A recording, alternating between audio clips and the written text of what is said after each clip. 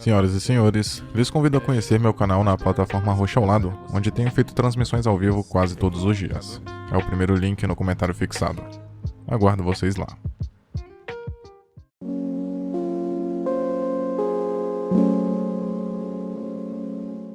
Em um cenário futurista e alarmante, criaturas gigantes surgem através de uma fenda no mar, a fim de aparentemente causar apenas destruição. De imediato, a esperança de que os aliens viriam algum dia do céu é subvertida pelo aparecimento deles por intermédio do mar.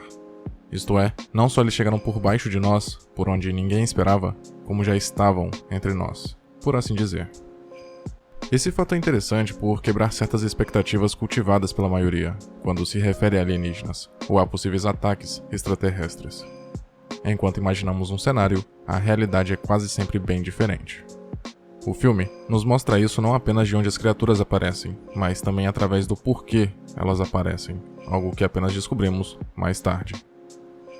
Com a humanidade sendo ameaçada por aqueles monstros gigantes, foi preciso responder à altura para conseguir alguma chance de sobrevivência. Logo, espécies de robôs gigantes, chamados Jaegers, foram construídos para lutarem contra as criaturas denominadas Kaijus. Não demora muito e os pilotos começam a serem tratados não só como heróis, mas também como celebridades no mundo todo. A grandiosidade de suas batalhas refletia igualmente no tamanho de seu reconhecimento e idolatria. Mas a partir de determinado momento, os Jaegers, que pareciam ter a vitória garantida, começam a serem derrotados pelos Kaijus, ao ponto de motivar o fim do projeto. Ao invés de robôs gigantes para lutar com esses monstros, a alternativa considerada foi construir muros para barrar a passagem das criaturas. E como já era de se esperar, isso não teve efetividade nenhuma. As lideranças mundiais que compraram e aprovaram essa ideia não se davam conta de que não bastava montar uma defesa que separasse as pessoas dos monstros, mas sim que precisavam eliminá-los. Em outras palavras, era preciso atacar, ao invés de apenas se defender.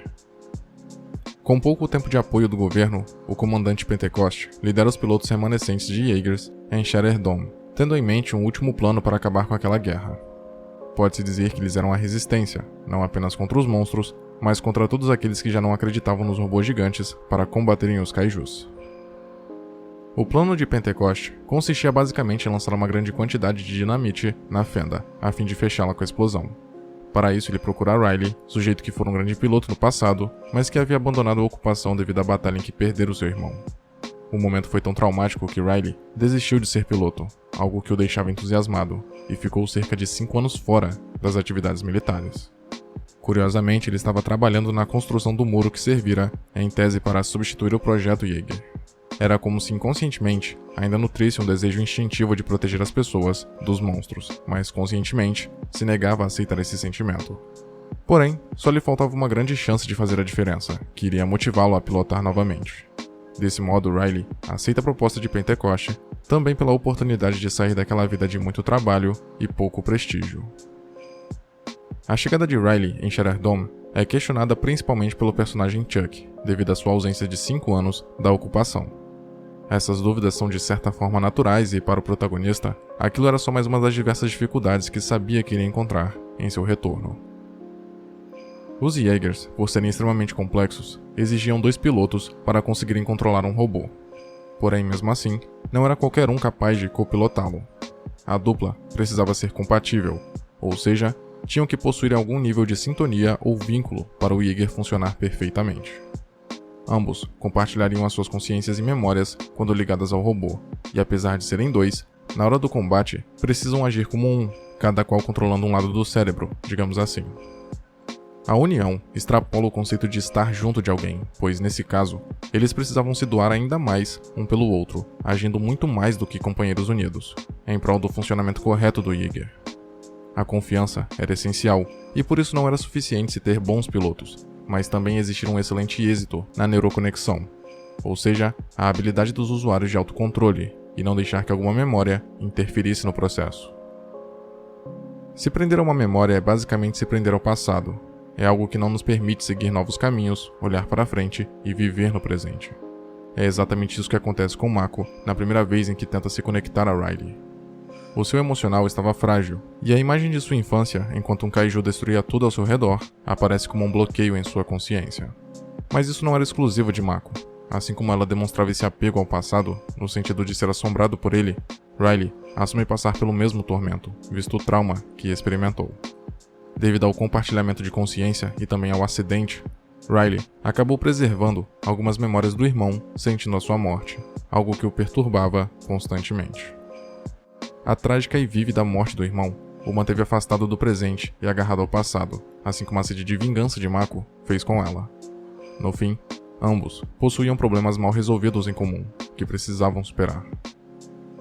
Existe no filme um contexto muito bem elaborado que explora de maneira interessante a chegada de uma nova espécie na Terra e as consequências disso. Por exemplo, há até mesmo um mercado negro onde parte das criaturas era comercializada ilegalmente. Entretanto, o que mais chama a atenção é a espécie de idolatria do desconhecido, protagonizada com destaque pelo Dr. Newton.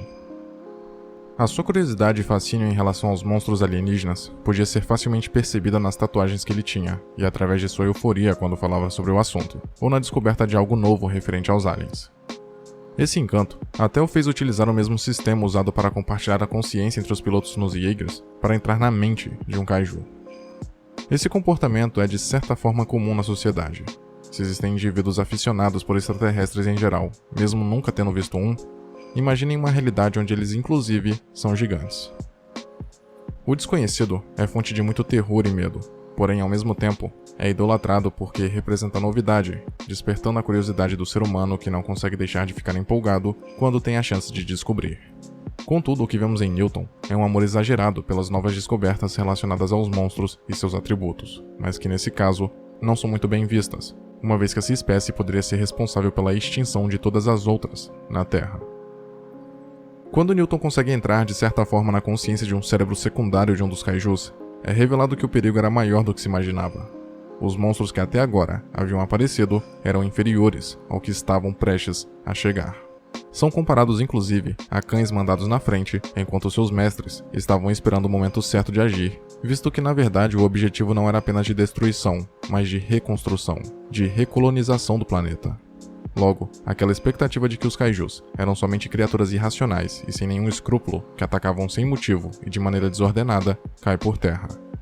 O avanço não era constituído de meros ataques sem propósito, mas servia de preparação para os verdadeiros conquistadores, que esperaram por muito tempo até a Terra ter perfeitas condições para poderem avançar.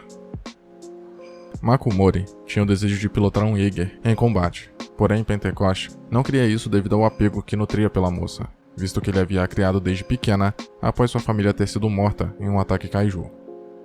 Pentecost tinha medo de perdê-la e por isso agia de forma superprotetora com ela, como se fosse de fato o pai da personagem.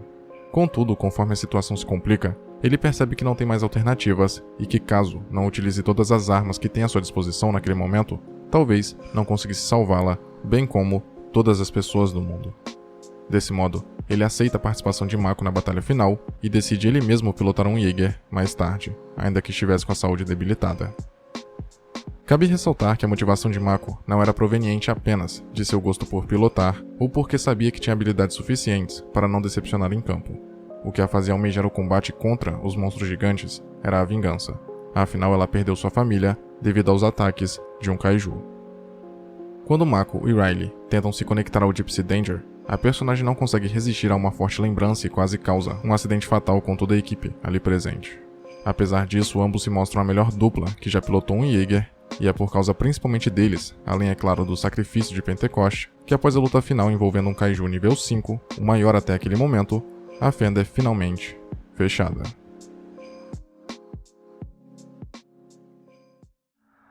Muito obrigado por ter chegado até aqui. Imagino que de algum modo esse vídeo tenha sido interessante para você, e por isso peço que o curta e o compartilhe para ajudar a divulgar o conteúdo do canal. Se quiser ajudar e puder, claro, torne-se membro e confira os benefícios de cada nível de assinatura. Na tela tem mais vídeos que talvez possam te interessar. Até a próxima.